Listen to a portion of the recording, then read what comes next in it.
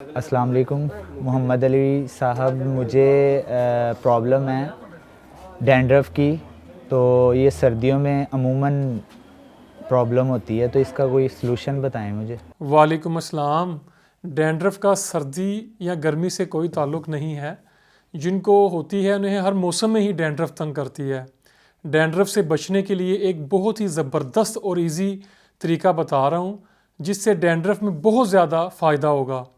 कलवंजी और rocket seed यानी तारा मीरा एक एक चम्मच लेकर इन्हें मोटा मोटा सा आप कूट लें और 130 ग्राम ऑलिव ऑयल में डालकर 2 दिन के लिए आप इसको रख दें और फिर हर दूसरे दिन ये ऑयल बालों की रूट्स पे लगाएं।